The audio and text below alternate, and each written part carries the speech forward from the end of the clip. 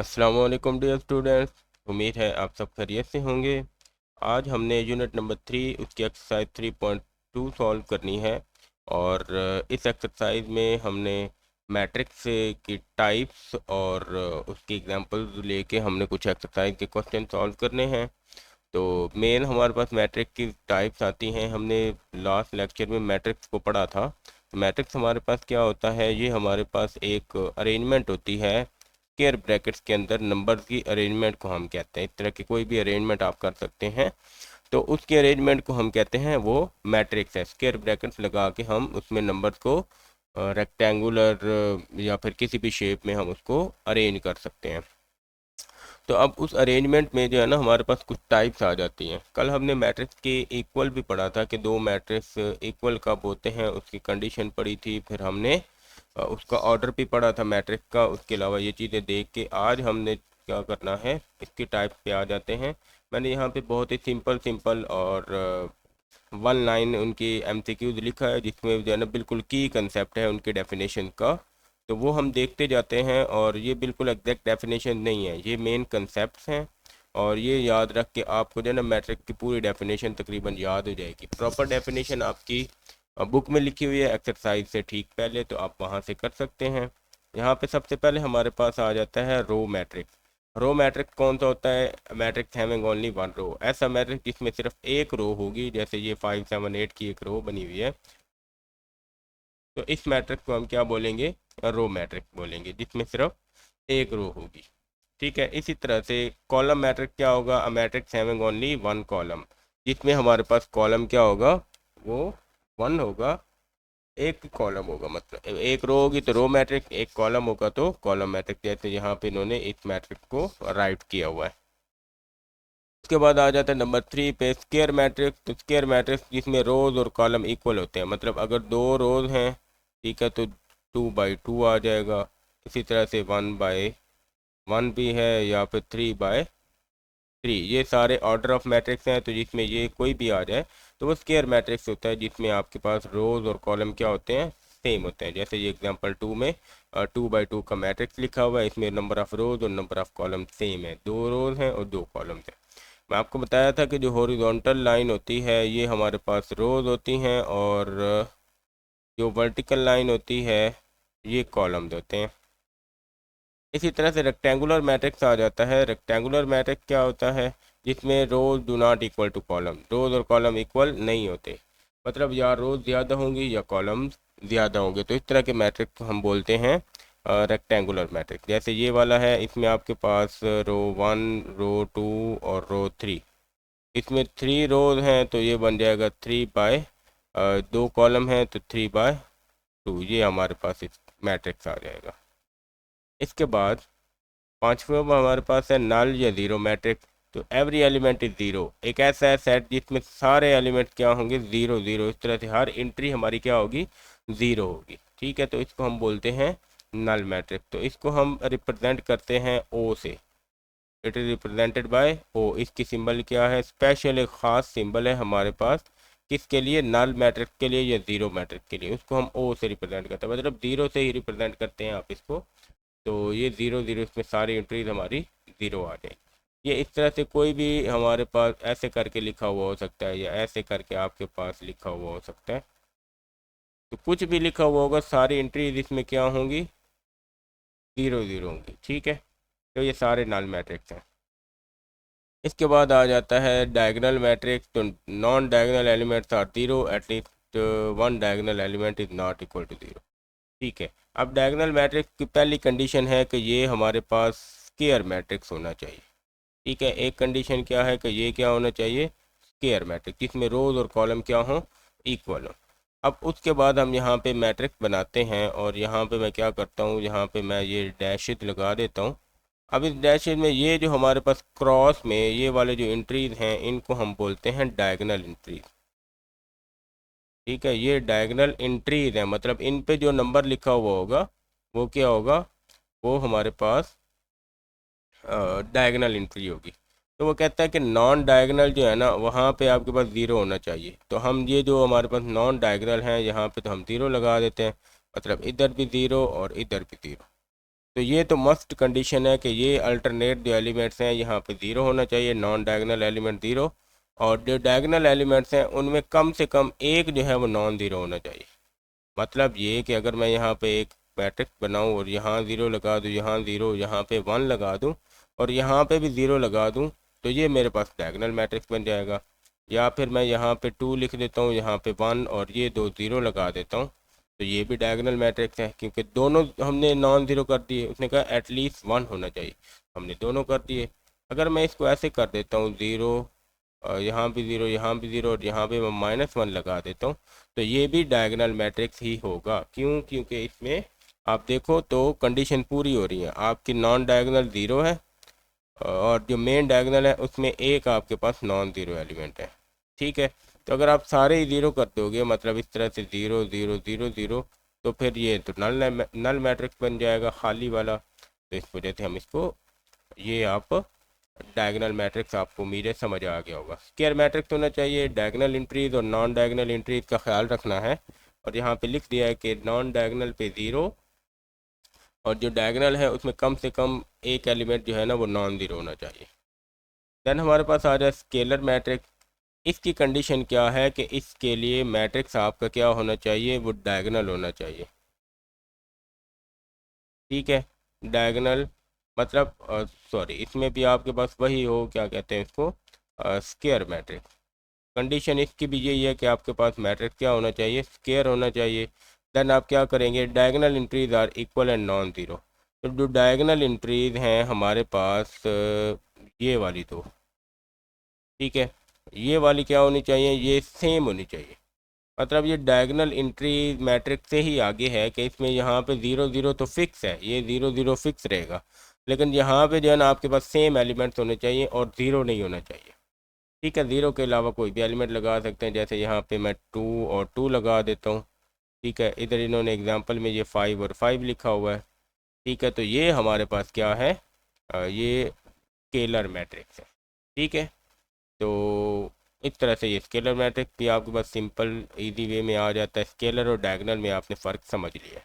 ठीक है, डायगनल में इधर कोई भी डिफरेंट नंबर हो सकते हैं। ठीक है, यही बात याद रख लें कि यहाँ पे आपके पास डिफरेंट नंबर होने चाहिए। ठीक है, और यहाँ पे सेम एलिमेंट्स होने चाहिए आपके पास। उसके बाद आइडेंटिटी मैट्रिक्स है, या फिर इसको यूनिट मैट्रिक्स भी बोलते हैं। इसको हम आई से रिप्रेजेंट करते हैं, और इसमें यह है कि आपके पास जो स्केलर मैट्रिक्स है उसमें आपने सेम एलिमेंट्स लिखने हैं ना। अगर वो सेम एलिमेंट्स वन वन आ जाएंगे तो फिर ये यूनिट मैट्रिक्स बन जाएगा। मतलब ये सिर्फ एक ही है। ठीक है, तो ये आपके पास वन ज़ीरो ज़ीरो वन, ये आइडेंटिटी मैट्रिक्स है, ये आप याद रखेंगे, ये सिर्फ एक ही है।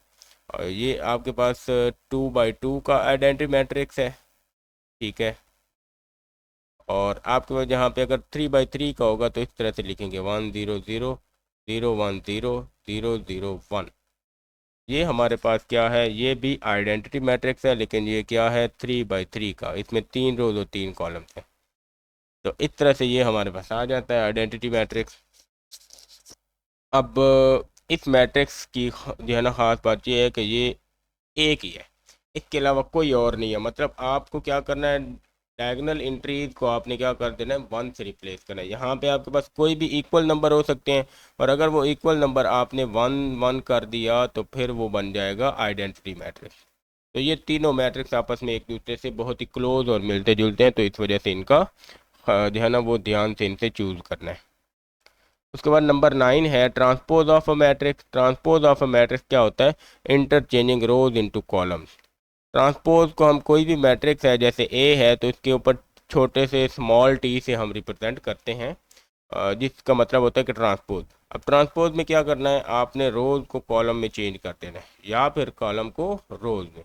जैसे यहाँ पे लिखा हुआ है टू थ्री, यहाँ पे रोज में लिखा हुआ है, इसमें आपने टू थ्री क्या कर दिया, कॉलम में राइट कर दिया। फोर फाइव यहाँ पे रोज में लिखा हुआ है, आपने फोर फाइव को क्या कर दिया, कॉलम में कर दिया। तो इसी तरह से ये आपके पास है। अगर आपके पास एक और मैट्रिक्स है बी, इसमें आपने लिखा हुआ है टू फोर वन, तो बी का जो ट्रांसपोज होगा ना, उसमें आप इसको क्या करोगे, टू ऊपर लिख लोगे, फोर नीचे और वन इधर नीचे। तो रोज को आपने किस में चेंज कर दिया, कॉलम मैट्रिक्स में। तो ये ट्रांसपोज ऑफ मैट्रिक्स होता है। बहुत ही सिंपल, एक ही स्टेप में हमने ट्रांसपोज ले लेना होता है।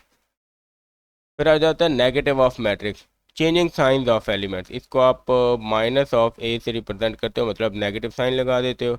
और इसमें आपने क्या करना है, सारे एलिमेंट्स के साइन चेंज कर देने हैं। -3 को +3 कर दिया, 0 को 0 ही रहने देना है, 5 को -5 और 6 को -6। तो इस तरह से ये नेगेटिव मैट्रिक्स आ जाता है। देन सिमेट्रिक और स्क्यू सिमेट्रिक दो टाइप्स हैं, इनको थोड़ा सा समझना है। अगर आपको ट्रांसपोज का कंसेप्ट समझ में आया है तो फिर ये आप लोगों के लिए है। इसमें कहता है कि स्क्वायर मैट्रिक्स जिसका ट्रांसपोज उसी सेट के इक्वल होगा उसको आप बोलोगे, मतलब ट्रांसपोज और वो मैट्रिक्स दोनों एक जैसे होने चाहिए, कोई फ़र्क नहीं पड़ना चाहिए कि आप ट्रांसपोज ले रहे हैं या नहीं ले रहे, तो उस मैट्रिक्स को सिमेट्रिक कहते हैं। जैसे यहाँ पे एल है, एल का आप अगर ट्रांसपोज लेंगे तो ये हमारे पास 2 3 हमारे रो में लिखे हुए हैं, तो हम इस 2 3 को कॉलम में लिख लेते हैं। और ये 3 और -2 है, तो आप इसको 3 और -2 लिख दो। अब अभी भी देखो तो यही वाला मैट्रिक्स हमारा ऊपर भी लिखा हुआ था, यानी कि 2 3 3 -2 2 3 3 -2। तो इसका मतलब है कि एल और एल ट्रांसपोज हमारे सेम हैं, तो इस वजह से ये मैट्रिक्स क्या हो गया, सिमेट्रिक हो गया। अब स्क्यू सिमेट्रिक में क्या होता है कि आपने ट्रांसपोज लेना है, वो नेगेटिव ऑफ ए के इक्वल आएगा। अगर वो सिंपल ए के इक्वल होगा तो सिमेट्रिक, और नेगेटिव ऑफ ए के इक्वल होगा तो स्क्यू सिमेट्रिक। तो आप इसको भी सॉल्व कर लो। ठीक है, तो हम एम का ट्रांसपोज लेंगे हम, तो ये हमारे पास 0 -3, तो 0 -3 ऐसे लिख लेंगे। 3 0, तो आप इसको 3 0 ऐसे कर लो। अब यहाँ से आप -1 जो है ना वो कॉमन ले लो। ठीक है, तो 0 तो ऐसे ही रहेगा, -1 यहाँ से हम कॉमन लेंगे तो माइनस का साइन ख़त्म हो गया, यहाँ पे 3 आ जाएगा, इसमें माइनस का साइन आ जाएगा और ये 0। तो ये पूरा पूरा आपके पास m है और यहाँ पे साइड पे माइनस है और इस साइड पे आपके पास आ गया m का ट्रांसपोज। तो इस तरह से हम प्रूव कर सकते हैं किसी भी स्क्यू मैट्रिक्स को जिसमें मैट्रिक्स क्या होता है, उसका ट्रांसपोज नेगेटिव ऑफ ए के इक्वल होता है। तो इस तरह से हमने ये पहले डेफिनेशन सारी क्लियर कर ली हैं, बहुत ही इंपॉर्टेंट हैं। और इसके साथ आप लोगों की एक्सरसाइज जो है वो विद इन 5 मिनट्स हमारी सॉल्व हो जाएगी। जब हमें ये सारे कंसेप्ट क्लियर होंगे तो एक्सरसाइज सॉल्व हो जाएगी। एक्सरसाइज में आए तो हमारे पास जो पहला क्वेश्चन है इसमें क्या कहता है, इसमें कहता है कि आपने अ, इनके में से आइडेंटिफाई करना है कि यूनिट मैट्रिक्स कौन सा है, रो कौन सी है, कॉलम मैट्रिक्स कौन सा है और नल मैट्रिक्स कौन सा है। तो बहुत ही इजी है। मैट्रिक्स ए में आप देखो तो इसमें एक ही रो है, तो ये हमारे पास क्या हो जाएगा, ये रो मैट्रिक्स है। ठीक है, उसके बाद मैट्रिक्स बी में देखो तो आपके पास एक ही एलिमेंट है। ठीक है, और इसमें 0 लिखा हुआ है, तो इसका मतलब ये क्या है, ये नल मैट्रिक्स है, या फिर 0 मैट्रिक्स भी आप इसको कर सकते हैं। ये नल मैट्रिक्स आ गया। मैट्रिक्स सी की बात करें तो आप देखो तो यहाँ पे 1 0 0 1, ये तो हमारे पास फिक्स था। आइडेंटिटी मैट्रिक्स या फिर यूनिट, इसको आप आइडेंटिटी भी बोल सकते हैं, आइडेंटिटी भी आप बोल सकते हैं इसको, और यूनिट दोनों बोल सकते हैं। तो आइडेंटिटी या फिर यूनिट मैट्रिक्स। ठीक है, उसके बाद डी वाला है तो इसमें सारे एलिमेंट 0 0 0 हैं, तो इस वजह से हम इसको नल मैट्रिक्स बोलेंगे या फिर 0 मैट्रिक्स बोलेंगे। ई वाले में देखें तो एक ही कॉलम है, एफ में भी एक ही कॉलम है, तो ये दोनों आ जाएंगे कॉलम मैट्रिक्स। तो इस तरह से हमने क्या किया, हमने इसके नाम बता दिए, बस हमने नाम बताने के कि कौन सा मैट्रिक्स क्या है। इसके बाद हम लोग आ जाते हैं क्वेश्चन नंबर 2 की तरफ, और इसमें भी क्या करना है, identify the types of the matrix given, row column square rectangular. तो इनके भी आपने क्या करना है, आपने आइडेंटिफाई करना है इनके नाम को। तो आपके पास ए जो है ये एक कॉलम है, तो इसको हम क्या करेंगे, कॉलम मैट्रिक्स बोलेंगे। तो इसमें भी वही नाम ही हमने डिस्कस करने हैं। बी मैट्रिक्स है तो इसमें आपके पास 2 रोज और 2 कॉलम है, तो ये आ जाएगा स्क्वायर मैट्रिक्स। ठीक है, इसके बाद सी मैट्रिक्स है, इसमें आप देखो तो 2 रोज हैं और लेकिन कॉलम 1 2 और 3 कॉलम्स हैं, तो ये रेक्टेंगुलर आ जाएगा। रेक्टेंगुलर शेप है तो रेक्टेंगुलर मैट्रिक्स बन जाएगा ये वाला। उसके बाद डी वाला तो इसमें भी स्क्वायर मैट्रिक्स आ गया क्योंकि इसमें 2 रोज और 2 कॉलम हैं। उसके बाद ई में फिर रेक्टेंगुलर शेप है, आप ये देख लो रेक्टेंगुलर शेप है, और इसमें वैसे भी 2 3 रोज हैं और 2 कॉलम हैं, तो ये रेक्टेंगुलर मैट्रिक्स आ जाएगा। तो बहुत ही सिंपल है, बस हमारे पास इसके कंसेप्ट क्लियर होने चाहिए। एफ में आप देखो तो एक ही रो है, तो इसको हम क्या बोल देंगे, रो मैट्रिक्स बोल देंगे। यहाँ पे आ गया। इस तरह से हमारा क्वेश्चन 2 भी सॉल्व हो जाता है। एक एक जो है ना वो लाइन में हमने इसके आंसर लिखे हैं। उसके बाद हम आ जाते हैं क्वेश्चन नंबर 3 के ऊपर, और इसमें भी हमने आइडेंटिफाई ही करना है। अब डायगोनल, स्केलर और यूनिट को आइडेंटिफाई करना है। ठीक है, तो आपको मैं बता दूं कि जो डायगोनल होते हैं ना, इसमें जो है ना वो आपके पास जो डायगोनल एंट्रीज हैं, डायगोनल में जो डायगोनल एंट्रीज हैं ये डिफरेंट होंगी। ये क्या होंगी, डिफरेंट। ठीक है, और अगर डायगोनल एंट्रीज हमारी सेम होंगी, सेम, तो फिर वो स्केलर हो जाएगा। ठीक है, और अगर डायगोनल एंट्रीज हमारी 1 होंगी तो फिर वो आइडेंटिटी बन जाएगा। ठीक है, अब डायगोनल एंट्रीज होती कौन सी हैं, यहाँ पे जो दो आपके पास नंबर लिखे हुए होंगे, ये वाला और ये वाला, यहाँ तो 0 0 फिक्स है। ये दो अगर आपके पास सेम होंगे तो स्केलर, डिफरेंट होंगे तो डायगोनल, और अगर 1 होगा तो फिर आइडेंटिटी या फिर यूनिट हम बोलेंगे। अब देखें यहाँ पे 1 1 है, तो इस वजह से ये क्या होगा, ये यूनिट मैट्रिक्स आ जाएगा। उसके बाद इसमें आप देखो तो ये सेम है, 1 नहीं है, 5 5 है, तो ये स्केलर हो जाएगा। बहुत ही सिंपल। इसमें देखो तो 3 और 0 दो डिफरेंट नंबर्स हैं, तो इस वजह से ये हो जाएगा डायगोनल। यहाँ पे भी 7 और 6 दो डिफरेंट नंबर्स हैं, तो ये भी आ जाएगा डायगोनल। उसके बाद यहाँ पे दो सेम नंबर लिखे हुए हैं और वो 1 नहीं है, तो फिर ये आ जाएगा स्केलर। तो वेरी इजी, हमने बस क्या किया, हमने 3 पॉइंट्स याद रखने हैं। Diagonal entry same, diagonal entry different और डायगोनल एंट्री 1। तो इस तरह से 3 हमारे पास मैट्रिक्स बन जाएंगे। उसके बाद हम लोग आ जाते हैं यहाँ पे अपने क्वेश्चन की तरफ, और क्वेश्चन नंबर 4 है। इसमें कहता है ट्रांसपोज फाइंड करना है। तो ए है, ए का ट्रांसपोज फाइंड करेंगे। यहाँ पे ए का ट्रांसपोज जब आप इसका फाइंड करेंगे तो देखें आप, तो 2 3 4 5 है, तो 2 3 रोज में है, इसको आप कॉलम में बना दो 2 3 ऐसे करके। 4 5 भी ऐसे लिखा हुआ है, आप 4 5 ऐसे कर दो। तो ये क्या कर दिया हमने, ट्रांसपोज बना लिया है। उसके बाद बी है, बी का ट्रांसपोज लिखना है, तो बी के ट्रांसपोज को भी आप इस तरह से लिख लो। तो ये ए की कॉलम है, ठीक है, आप टॉप बॉटम है, तो इसको आप रो बना दो। पहले 3 आ गया, फिर 7 आ गया, फिर 6 आ गया, तो ये हमारा बी का ट्रांसपोज आ गया। उसके बाद सी का ट्रांसपोज है। सी के ट्रांसपोज में आप क्या करोगे, एक रो है तो इसको आप कॉलम बना दोगे। पहले 5 आ जाएगा, फिर -2 आ गया, फिर 4 आ गया, तो ये हमारे पास कॉलम आ गया। फिर डी का ट्रांसपोज आएगा, तो डी के ट्रांसपोज में ये 2 और 5 रोज हैं, इनको आप कॉलम बनाते जाओ। ठीक है, 2 5 है तो यहाँ पे 2 और 5 कर दिया। फिर 3 6 है तो यहाँ पे 3 और 6 कर दिया। 4 और 7 है तो यहाँ पे 4 और 7 कर दिया। तो ये हमारे पास आ गया डी का भी ट्रांसपोज। इस तरह से हमारा ये क्वेश्चन 4 भी सॉल्व हो जाता है, बहुत ही सिंपल और इजी वे में। सिर्फ आपने रोज को कॉलम में चेंज कर देना, और अगर कॉलम है तो इनको रोज में। इसके बाद हम लोग आ जाते हैं क्वेश्चन नंबर 5 के ऊपर, और इसमें क्या करना है, इसमें हमने नेगेटिव ऑफ मैट्रिक्स लिखना है। तो नेगेटिव में हम क्या करते हैं, हम सबके साइन चेंज कर देते हैं। तो नेगेटिव ऑफ ए जब आपके पास आएगा तो आप साइन चेंज कर दो।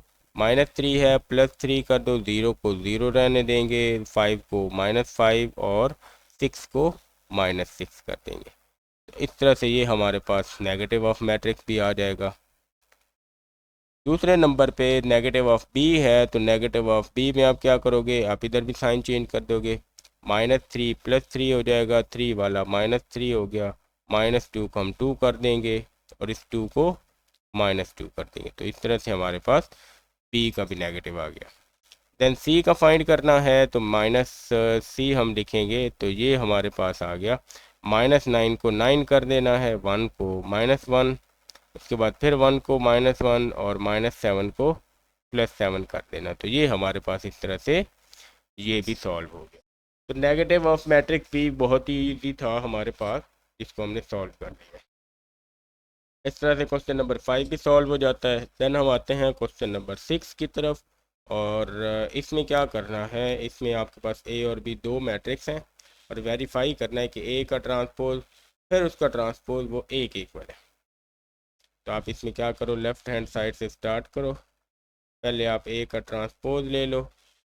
तो ए का ट्रांसपोज हम लेते हैं 2, 3, 4 और 5 है, का ट्रांसपोज लेंगे हम। तो ये ट्रांसपोज आपके पास आ जाएगा 2, 3 इस तरह से है, आप इसको 2, 3 को इस तरह लिख दो। 4, 5 इस तरह से है, आप 4, 5 को ऐसे करके लिख लो। देन आप क्या करोगे, ए ट्रांसपोज का बी ट्रांसपोज ले लोगे।